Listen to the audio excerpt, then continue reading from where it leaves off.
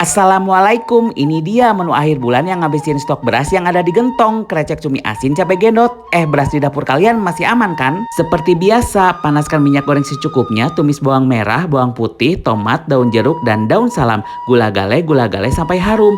Oh iya, ini platinum pressure wok dari stand cookware yang bisa memasak, merebus, dan mengukus. Bahannya anti lengket, anti baret, dan pegangannya tidak panas sama sekali loh. Selanjutnya tambahkan cabai gendot merah dan hijau, gula gale sebentar, kemudian tambahkan air sumur, tambahkan cumi asin yang gede, terus potong jadi 3 bagian biar nikmat.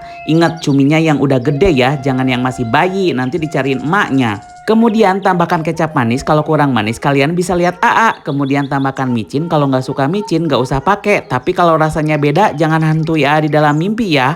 Kemudian lanjutkan tambahkan kaldu bubuk, gula gale sampai debit air yang becek ini surut.